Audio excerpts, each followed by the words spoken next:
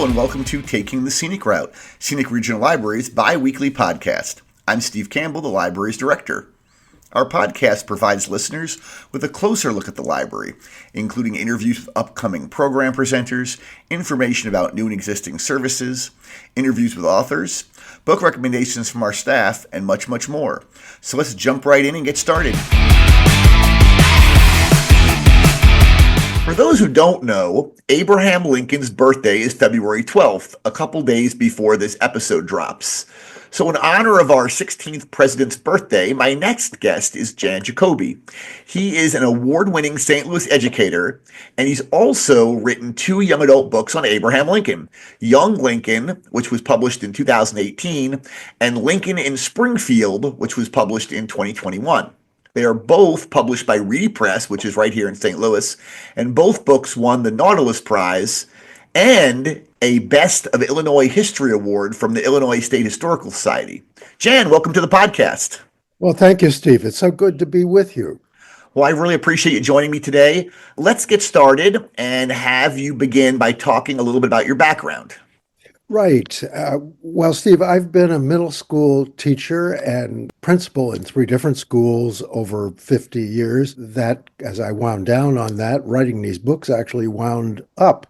And I've just finished the 3rd one, which is Lincoln and Douglas. And in fact, it's being released this week by Reedy Press. Oh, wow. I was going to ask you about that later in the interview. That's great. That's great. We'll have to get copies of that for our library for sure. Well, wonderful. So my interest in Lincoln really began when I moved from New York to St. Louis in 1982, and at St. Louis Country Day School, which is where I taught, I ended up taking boys, actually, later boys and girls from MICDS, up to Springfield, to the Lincoln sites, and that is where my interest in Abraham Lincoln really began.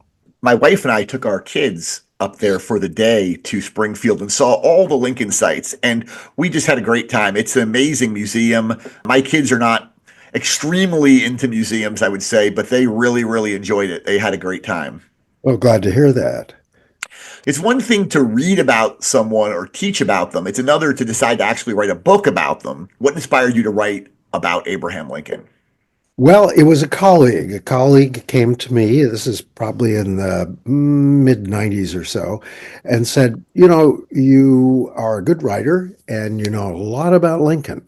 After I'd taken those field trips up there, I just started reading about Lincoln and reading. And Sure. So as a result of all that, this friend said, you should write it. Well, I did. The slight problem was it wasn't any good. Oh, Those things happen. But through a rather rigorous process, I ended up back with Reedy Press. And Josh Stevens actually rejected it twice. Long story there, but the short story is that Josh and my daughter, who was working on a project for him, both came to me and said, you should write it first person. And I thought about that and tried it. And by goodness, it changed the whole thing around. So the first book became Young Lincoln, and I wrote it first person, as if Lincoln is telling the story himself. Since that book was written for middle school students, it really, I think, engaged them more in Lincoln's life. sure. Can you tell our listeners at what age Lincoln was in your 2 books, in Young Lincoln and Lincoln in Springfield? Right, Steve. It works together here for that, is that Young Lincoln, because it covers Lincoln from really about age 4 up to his time in New Salem, where he's 28 when he finishes there. That book is written for middle school and maybe the beginning of high school students. The second one, Lincoln in Springfield, that moves it along a little bit so that Lincoln is maybe 28 or so until 1849 when he is 40. So, and that one is really for the upper middle school grades, 7th and 8th, and beginning of high school, 9th and 10th. And then Lincoln and Douglas, which takes him from 1849 until 1860 when he's elected president. That one, because of the history involved, the 1850s, probably is better for high school students. One of the things I might say is that these books, and now some young adult literature is being classified this. These books are called crossovers, and they're crossovers because they appeal both to young readers, high school readers, and then adults as well. I was just talking to one of our employees. I was interviewing them for this podcast, and we were talking about how so many librarians I know and friends of mine who are adults read young adult fiction. It's become such a popular genre for really all ages. That's right. It's fortunate. I will also say that to a degree, these books are, I would use an interesting word here, I would call them literate. And literate because Lincoln was familiar with Robert Burns and Shakespeare and was a terrific writer as he was. That, he read books like Robinson Crusoe and Gulliver's Travels and all those classics. That to a degree, these books do challenge younger readers to up their game a little bit. Sure. Yeah, it's great to stretch their intellect, and it's the way readers can really grow, I think. Yes, I totally agree. So that was my purpose. I think that writing as someone else, particularly a historical figure who's had so much written about them, would be extremely difficult. How much research did you have to do to be able to feel comfortable writing as Lincoln? Well, Steve, by the time I got started on all this, I had read and read and read. Now, it was mostly secondary sources, but even those secondary sources led me to primary sources like Herndon's Informants. Herndon's Informants, it takes all of the interviews and letters that Herndon collected, Herndon being Lincoln's third law partner after the assassination. He collected all this material. And it was basically the Library of Congress has all of it now, or most of it. But in any event, two historians, Doug Wilson and Rod Davis at Knox College, boiled it down into one book, and it's called Herndon's Informants, and that is chock full of primary sources about Lincoln's life. So I just read that two or three times, in fact, because it was so fascinating. Is there anything that's ever been found of Lincoln writing before he was an adult that you were able to use? Well, they've got things like some rhymes.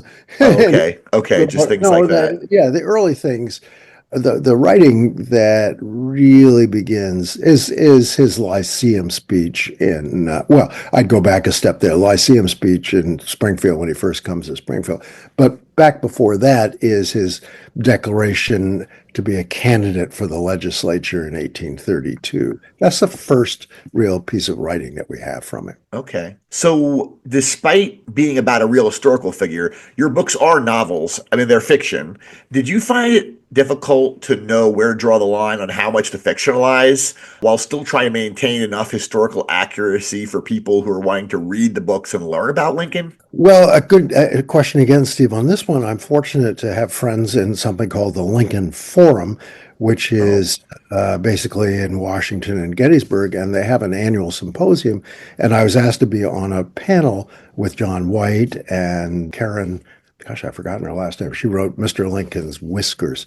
Very good writer. So the three of us were on this panel. We've written these books about for young and middle school and high school readers. And so the question that came to us is that what about where are you writing fiction and where are you crossing a line? All three of us agreed that what we wanted to do in our books was to be accurate and remain accurate to the historical record. We all three believe that very deeply. So I would say that in my books, I might transpose chronology here or there, but the stories in my books are the Lincoln stories that are reputable. And they're also ones that, again, I think are true, so that it's a process of looking carefully at all this. And it's interesting, Doug Wilson and Rod Davis say that in Herndon's Informants, if you find a story, okay. But if you find it corroborated by three or four or five people, then you've got something. So Sure. I use that as my technique for this. So every generation seems to say that young people are somehow different, generally worse Yeah, previous generations. I know. Do you think that young people today can relate to Lincoln when he was a child and young adult? Because that's That's what, over 200 years ago now that he was a young adult. Yeah, but this is the whole point, Steve, is that I think in young Lincoln, the issues really begin, and these are middle school readers reading this. Lincoln is looking for a sense of purpose in his life. And to a degree, they are as well. He's having tension with a parent, particularly with his father. His father doesn't like education for him. His father wants him to be a farmer, and he wants more. He deals with depression and loss. These, what is it, 1/4 of our kids today are either anxious or depressed. He has religious doubts, and he loves his friends, but he also wants to carve out a little time for himself, alone time or reflection time. These are all good messages to explore with kids today. Sure. Yeah. So in many cases, especially when a writer is an admirer of a historical figure, they'll present that person in a really idealized way. Now, as you just mentioned, that is not an issue for you. You tackle the issues such as depression and dealing with difficult parents, and trying to find yourself, all those issues. So as a Lincoln enthusiast, someone who really loves Abraham Lincoln, were you concerned that showing all these different sides of him would actually tarnish his image maybe for younger people? No, quite the contrary. That goes to your previous thought and question. There is what they can identify with him. If Lincoln is just a marble statue, Sure. I think it's a problem to relate to that. I'll give you an example. In Young Lincoln, Lincoln is probably 15 or so, and he's in Indiana, and the young punks of Indiana kind of get together, and they like going out about 3 in the morning and going on what's called a raccoon hunt. Oh, And so what they do is one of them knocks on the little door, and it's 3 in the morning, and Lincoln and his stepbrothers sort of sneak out of bed. Well, on their way, Lincoln's father's and John D's stepfather's dog is ready to bark at them. And so they put their hands over his mouth and get him out the door. And then they've got him. So this is little Joe. So they go on this raccoon hunt, and then they kill a raccoon. And then if that isn't enough for them, they say, you know what? We're going to get this little dog. He's not going to do this again. And they skin the raccoon.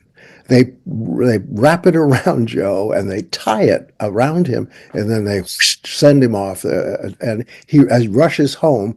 But on his way home, the neighborhood dogs chase him and believe he's a raccoon, and then tear him to bits. oh my gosh. Yeah, I know. Well, so that's not the Abraham. Now, the thing about Lincoln is, in every other case in his life, he loves animals. He loves birds. He puts birds back in the nests.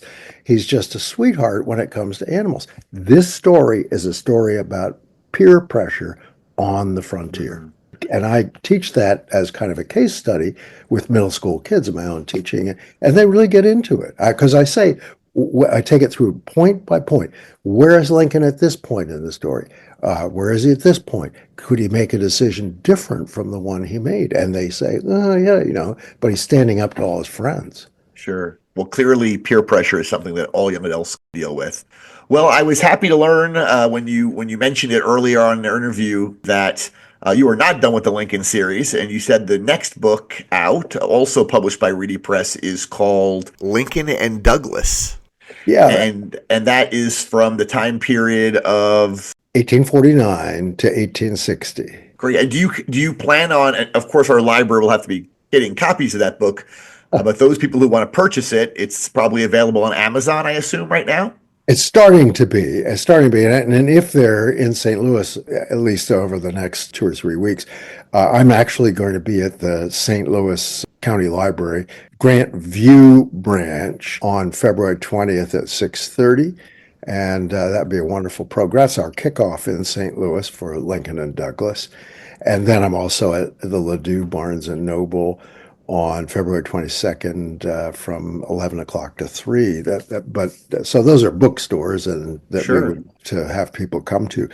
Lincoln and Douglas pushes our readers a little bit there, Steve, because of the history in it. You go into the Compromise of 1850. There is the Kansas-Nebraska Act. There is Bleeding Kansas. There are the Lincoln-Douglas debates. There are those events that we all learned about in the 1850s. And I think there the reader, it pushes that some a little bit to high school. Although a bright middle school boy or girl could really read it and like it too. So, what do you hope that young people, whether they're middle school or high school students, get out of reading your books about Lincoln? What is the biggest takeaway you hope they take from those books? I hope that they get a sense of the flesh and blood Lincoln that's underneath the marble. The deeper you go into the story, the more interesting it becomes. For young people, I really think one of the things in their lives that they're a little confused about is this whole question of actually, what do you do when you're alone time? Hmm. And a lot of them don't like being alone. Sure. In fact, when I go around to schools and I talk to them, I say, how many of you like to be alone? Well, out of a large group, maybe 5 kids will put up their hands. And I said, well, here's an example for you. Abraham Lincoln went through the exact same stuff you're going through. How did he deal with? How did he deal with feeling sad? And you know what he did? He took a walk in the woods and he listened to nature around him, listened to the birds. He saw the creek and had his little dog with him. But he got away from our things that sort of are in busyness of our lives, and he went somewhere else and just thought about it a little bit. So that's one lesson from Lincoln. The next is, of course, everybody knows this, is that how he dealt with all the things that were hard for him. The loss of his mother, his sister, his first girlfriend, two of his children, father, obviously. I mean, and so, but he after and then political defeat after political defeat in the 1850s. He really wants to be a senator from Illinois. That's his biggest goal. And of course, he's defeated not once with Douglas, but twice, 1855. So, and he's upset by, well, he's down because of that. He just feels that he hasn't accomplished what he wants to do. So, in fact, I think the best message here for children is that this whole story is the tortoise and the hare. The tortoise is Douglas. He is the boy wonder of American politics. He races through everything and becomes, in the 1850s, the man of the hour. Lincoln's companion from when they first came to Springfield. And he's been in Douglas's shadow all this time. Well, what does he do? Lincoln is the tourist. He plods, plods, plods, and ever so slowly he gains character. How do we gain character? We gain it from dealing with all the things that are hard for us, that are tough on us. And that's a message, I think, for any human being, particularly adolescents, that you have to keep believing in yourself and keep striving for purpose and just going on, putting one foot ahead of the other. Well, thank you so much for joining me, Jan. Once again, you can find both of Jan Jacobi's books, Young Lincoln and Lincoln in Springfield, in our collection. We will be adding Lincoln and Douglas very soon. Visit scenicregional.org and search for them in our online catalog. We will also place in our podcast notes when Jan's appearance at St. Louis County Library will be. Have a great rest of your week, Jan. Thank you, Steve. Thanks so much. I really appreciate it. It was great fun. As I've mentioned before, our library has a great partnership with the Missourian. Once a quarter, we have 6 or 7 library staff members write reviews for books that they've read and enjoyed, and we send those reviews to the Missourian along with a photo of each reviewer holding a copy of their book. And they publish the reviews as part of a front page feature article in their People section. The last feature was published in mid-December, and we're really, really excited to be able to have that ongoing partnership with the newspaper. But I know that not all residents in our library district read the Missourian or are in the newspaper service area. So I thought it might be a good idea to occasionally have some of our book reviewers on our podcast to talk about their books. And I'm joined today by 2 staff members at the Union branch. Welcome, and thank you both for joining me. Thanks for having us, Steve. Do you want to both introduce yourselves and say what your positions are at the branch? Yeah, my name is Shea, and I work at the Union branch as the children's programmer. My name is Leah, and I'm a library assistant here in Union as well. Well, I had mentioned you both wrote reviews for our December feature. I think you both had previously written reviews for previous features too. Is that correct? Yeah. Yeah, I've written a couple Mhm. in the past. Great. So you were pros by the time you did our December feature. Oh yeah, So professional. what made you decide to well, first of all, why don't you each say tell us individually what book you selected and then why you selected that book. I guess that's a good starting point. Okay, so I chose The Girl from the Hidden Forest by Hannah Linder. I listened to it in an audiobook, I guess back in November, and it just blew my socks off, and I love the opportunity to kind of be able to talk about it with more people. Awesome. The book I chose was Curious Tides by Pascale Lacelle. I don't know if I pronounced that right. It's a French name. So I really hope I did pronounce it correctly, but I had seen a couple of people posting on social media about that book when it first came out, and I decided to add it to my list of things to read, and it just so happened to be available as an audiobook, and I listened to it, and I probably finished it within, I think, 2 or 3 days. So it was definitely a surprise because it's something that, I am not usually into. So I'm glad that I really enjoyed it. You both just said the reason you select these books is because they knocked your socks off. Have you? I know your book, Leah, is Christian fiction. Do you read? Is that primarily what you read, and why do you like that genre so much? So I do primarily read Christian fiction. For me, it's just really important that I read things that edify my faith and my walk with the Lord, and that includes fiction. Hannah Linder is Christian fiction, but her books aren't like specifically like preachy and down your throat.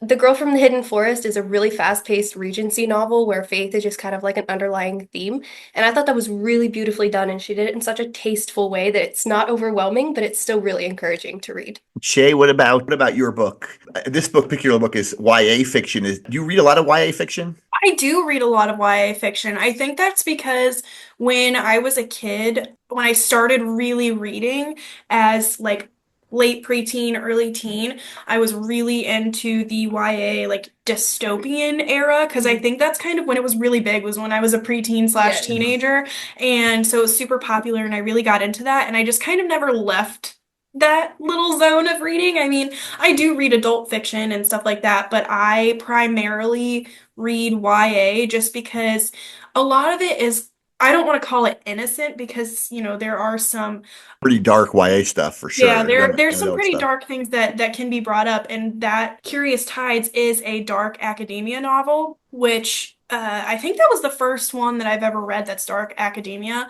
but I do generally stick within the YA region just because, I don't know, it feels comfortable. I like Mhm. comfort reads. I like to not necessarily know what I'm getting into because I don't want everything to be the same, but it just feels comfortable. It feels like my childhood. Yeah. And I don't know, I just kind of want to stay in that for a little bit Mhm. longer and continue to read YA novels. I know a lot of adults that read YA. I know most people think that it's for teenagers or of course, young adults. Right. But I will say a lot of the YA and that genre is very it's dark and they do have some very mature subjects in them. Right. Unexpectedly, I would say. Hmm. So let's get started then with your actual reviews. Now, these are books. The Missourian asks us to select books that people love. So we're not reviewing any books that people don't like, although you definitely see reviews like that in newspapers and online and things. But these are books that we were told our staff are supposed to review things they like. So Shay, what did you like so much about Curious Tides? Oh boy. Oh So boy. there are so many things that I liked about it. Uh, Okay. I really liked the dark academia aspect of it, and What do you mean by dark academia? I guess I should have asked that before when you mentioned it. so dark academia, it's basically like it's set in an academic setting. So all of Okay. the characters are in school. They attend a magical college. Oh, And I guess the dark aspect is because it covers very dark topics like death and rituals and magic, like dark magics. And I believe I called the main antagonist despotic in my in your review, and review? it's Yeah. or like a rising despot. And so that just kind of intrigued me a lot because while I have never read dark academia before, I have read some dark fiction and I have read some academia fiction. So I was like, why not mix those things Mhm. together? And Yeah. that. And the thing that drew me in the most was the magical system that they have, because I love magic. I love all things magic when it comes to fantasy novels. And this, I have never read anything with the magical system that they have. And it's basically based off of the moon phase and the tide level on the day that they were born. So all of their magic is dependent on the moon phase on the day that they were born.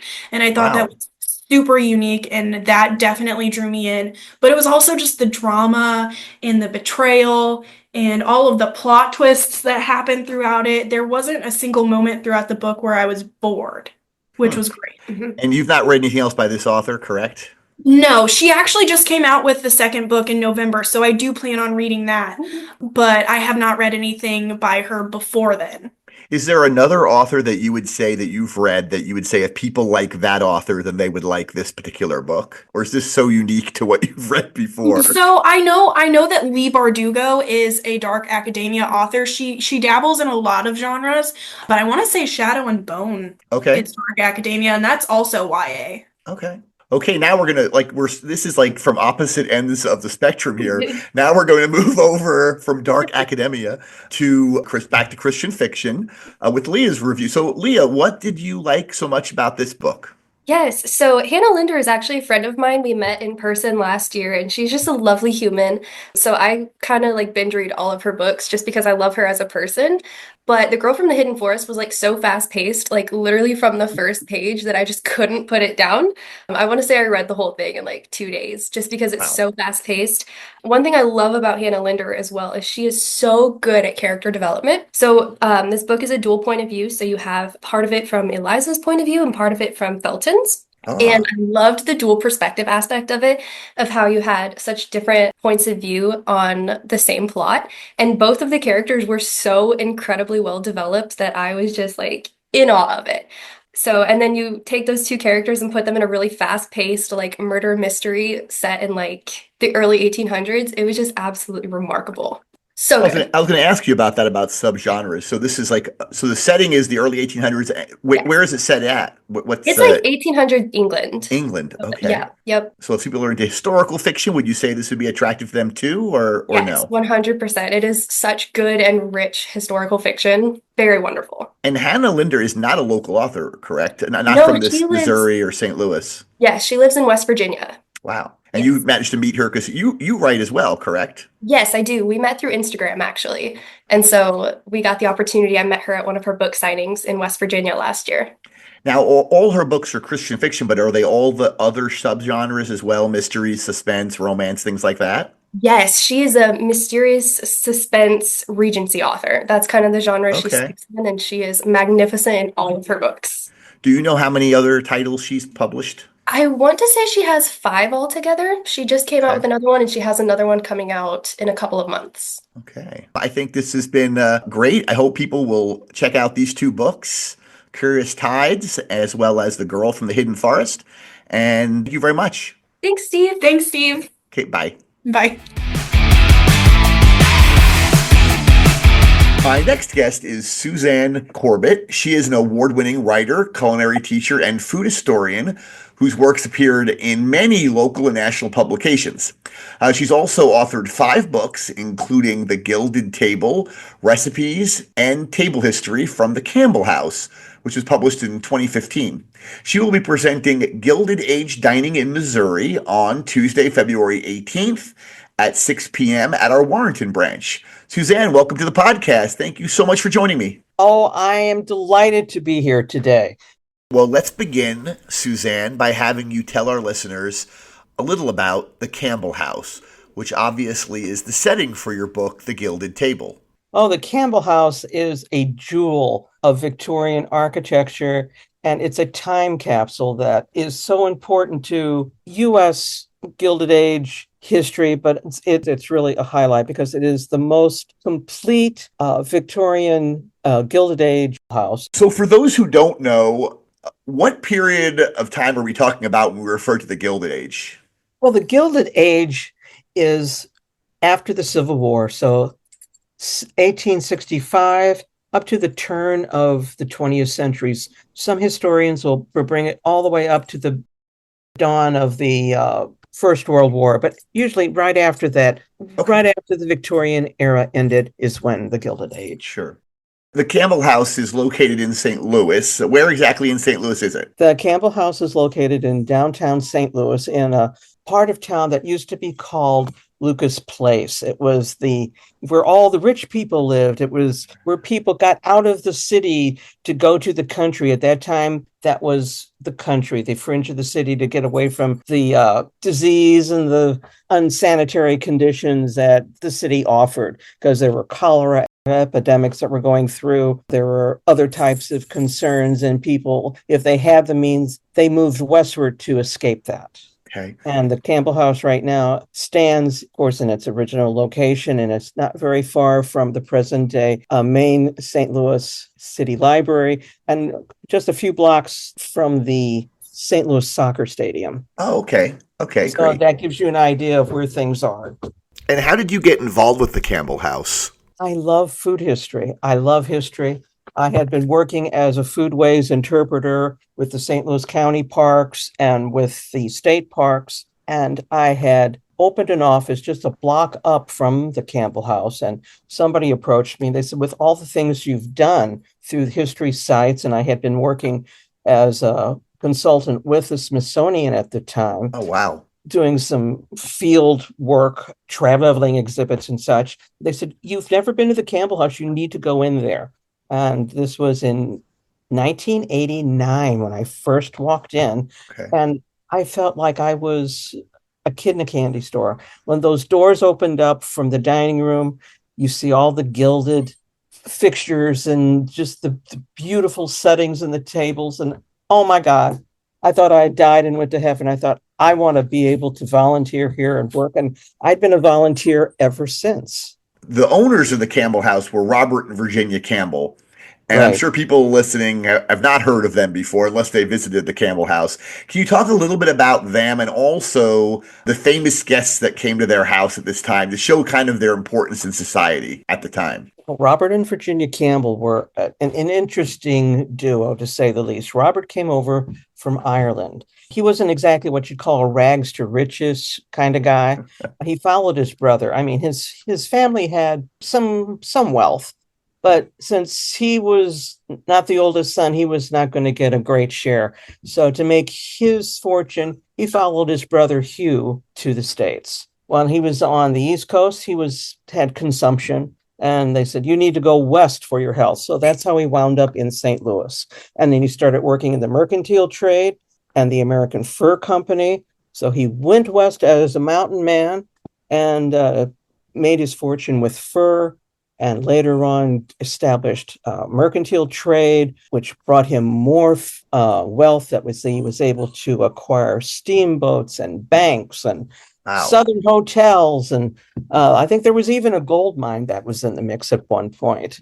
So he became fabulously wealthy. And during a trip back east to visit family, he met Virginia Kyle, who was quite a bit younger than he was. She was 13. He was 31 when he met her. Wow. So it was interesting. She had to wait until she grew up old enough to marry, and they were just head over heels in love with one another. And they eventually came here to St. Louis and as a couple and bought the house at its present location on Locust Street and had 13 children, raised 3 children to adulthood.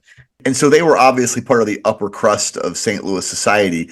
They were the upper crust, not the middling class. They had the bucks, and they had plenty of it, and they knew how to impress, particularly Virginia when she would entertain. And to be able to have an invitation to come to the Campbell House to dine, that was something that was very sought after in social circles, because anyone who came to town dined with the Campbells. People like James Eads, who was the owner and the creator of all those gunboats that go up and down the river for the Civil War, but also the engineer for Eads Bridge across the Mississippi.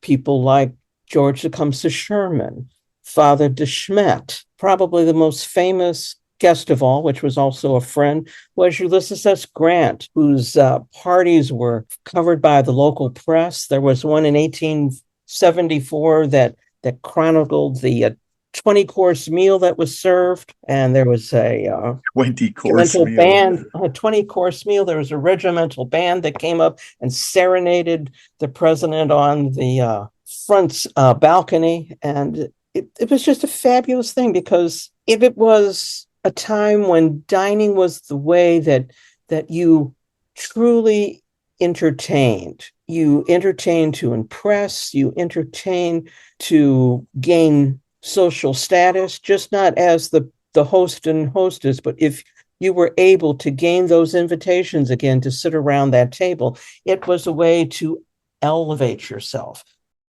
Your book provided updates of Virginia Campbell's recipes for the modern cook. Can you talk about how the ingredients and cooking methods have changed since that time period?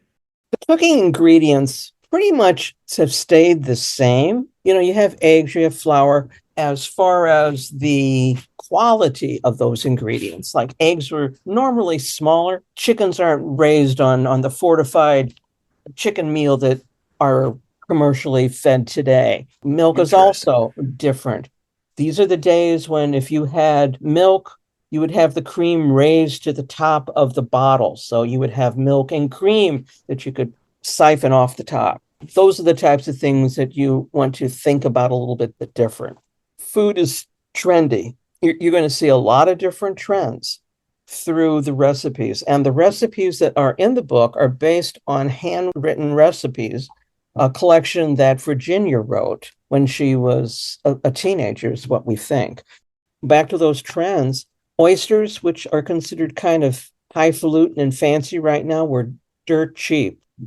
So it depended on whether or not, if you were just middling or didn't have a lot of money, you could get them cheap in a can, or you could elevate them a little bit and have them fresh, because they would be brought in through the train or through the steamboat systems. Were the cooking implements different in terms of pots and pans and even the stoves? I mean, did you have to adjust recipes to accommodate for those kind of changes? I had to accommodate the recipes where it could be deciphered by 21st century cooks, because there are recipes for their everyday bread. It basically just gives you a list of ingredients. Take 2 pounds of flour, so much yeast, water, stir, bake. Wow. I mean, that makes sense to me, but Sure. It's not going to make sense to particularly people today.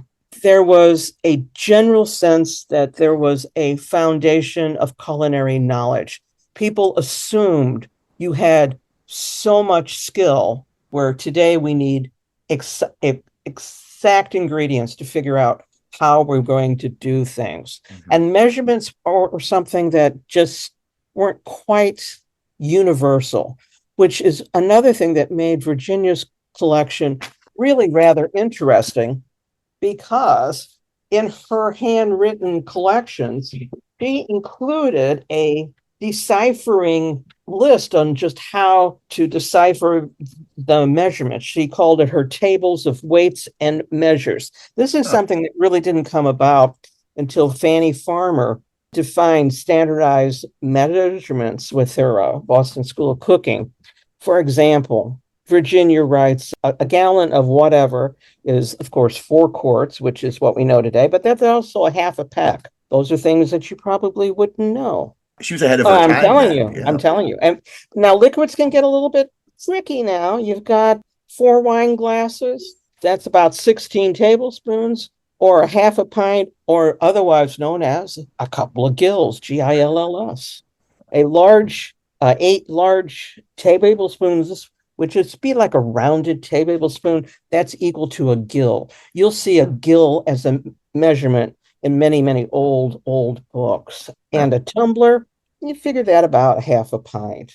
So you get into some of these things. Now, there are some ingredients that you kind of have to scratch your head. I remember I ran across a reference for a spice that they called estrogen. And I thought, what in God's earth is that?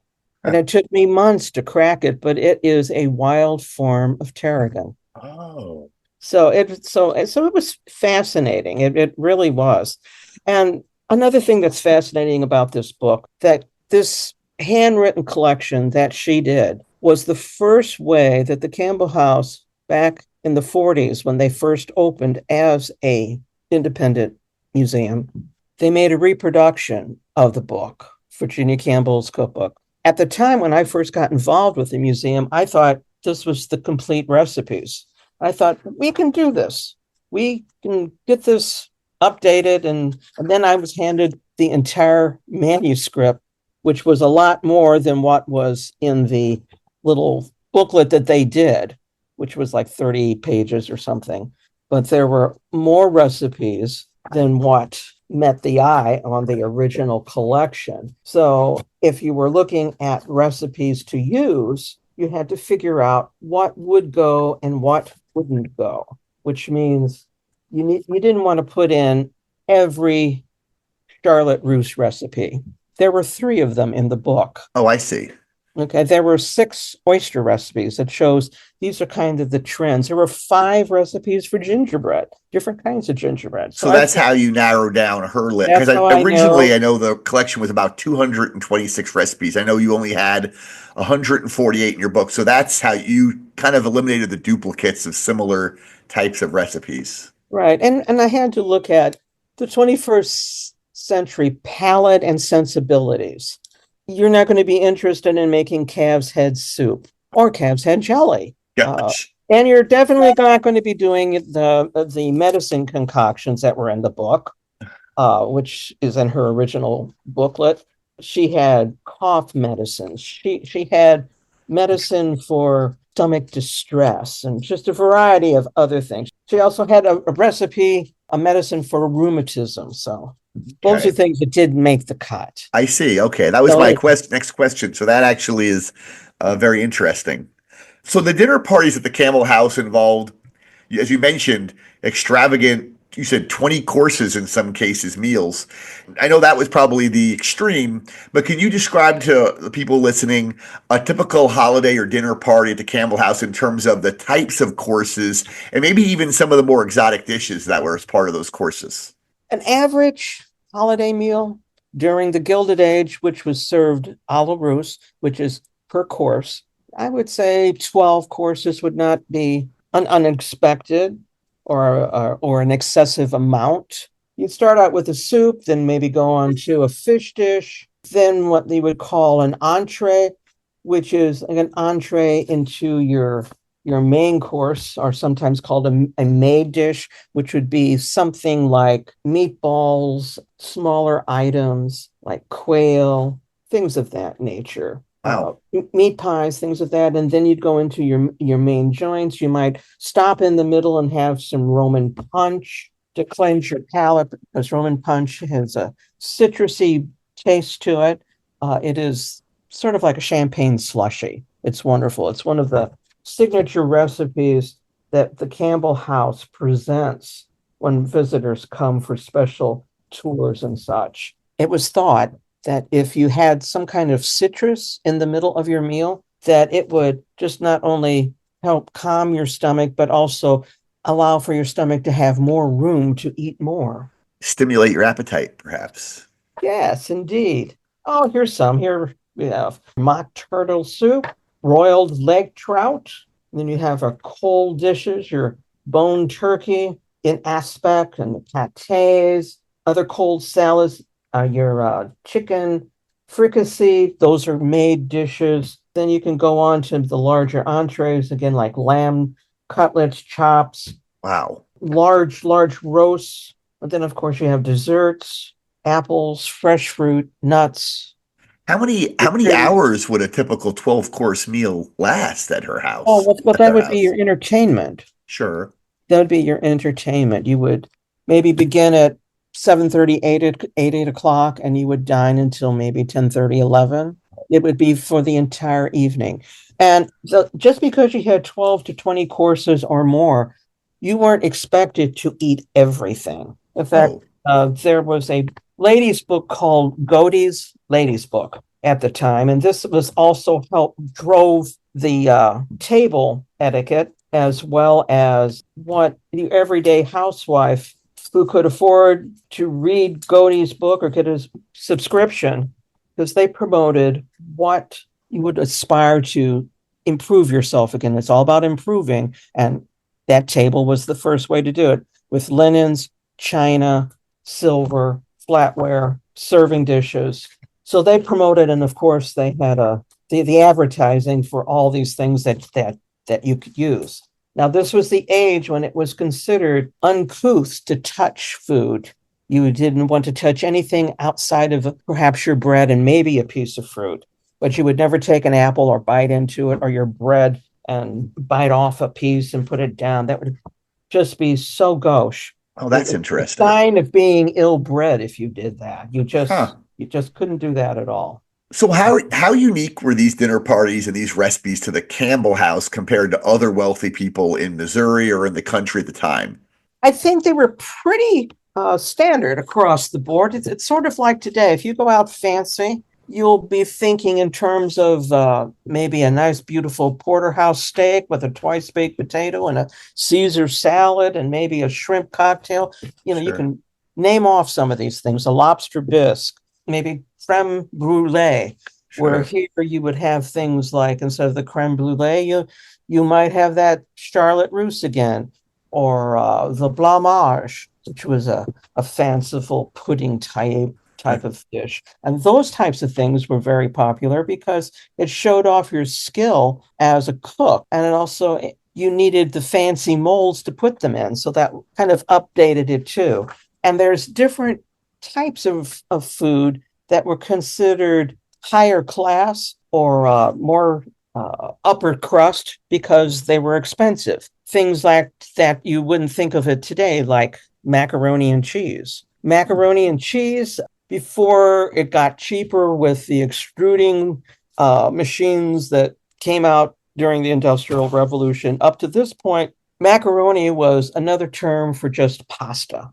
So pasta was very expensive. It was labor intensive. You had to know what you were doing to produce it. And as a result, it was a fanciful dish. You weren't going to see it in somebody's lower class kitchen.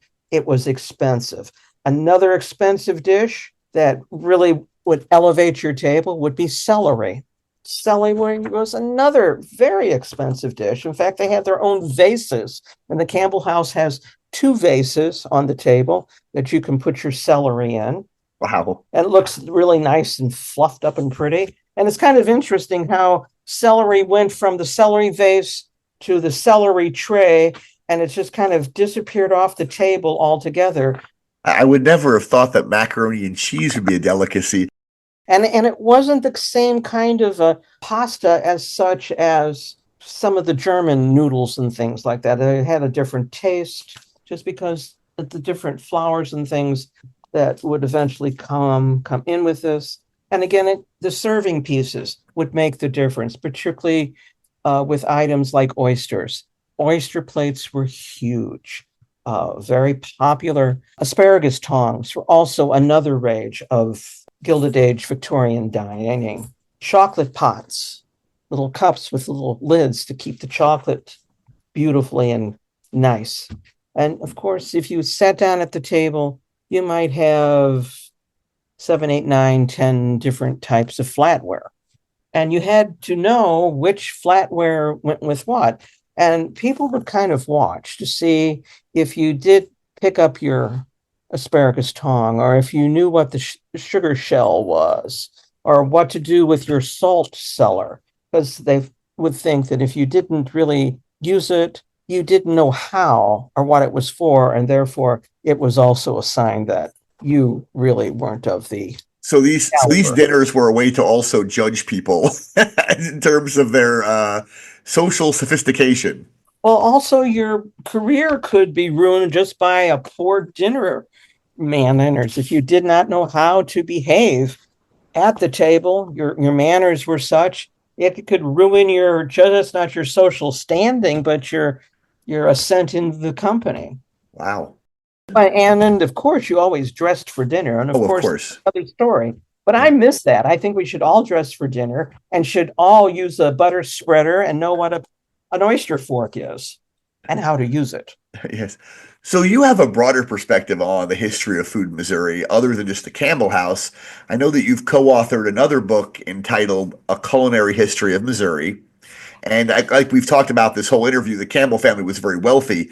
I know you alluded to this a little bit earlier in our interview, but what were regular working class people eating and cooking at the time? Were any of these recipes that regular middle class people also were making at the time? They could get a hold of the ingredients, yes. Chicken and rice and a lot of grilled items like lamb chops or just fried chicken, fricassees. These were all things that could be easily made. Now, if you were a city dweller, you weren't going to be able to bake your own bread, but you could mix your own bread dough and then take it to the local baker and they'll bake it for you.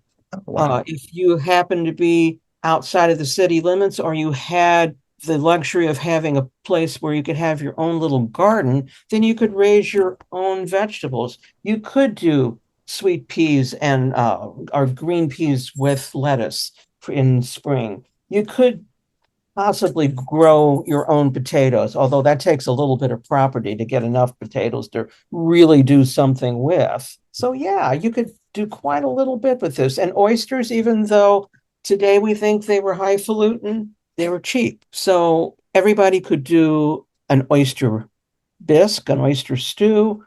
You could do an oyster fry like the Hangtown fry, which is scrambled eggs and oysters. But if you wanted to be serving them at the Campbell House, you were going to make them a little more fanciful and pickle them or take them and bake them and dress them out with cheese and other wonderful things. So how many of the recipes in this book, the Gilded Table book, have you cooked personally? Every one. Every one of them. Wow. Every one. And you have I know you're going to say they're like your children, they're all your favorites. Oh, no, they're not. No. Okay. No, Do you have a couple favorites that just, I mean, to you personally, just were the best tasting recipes in the book?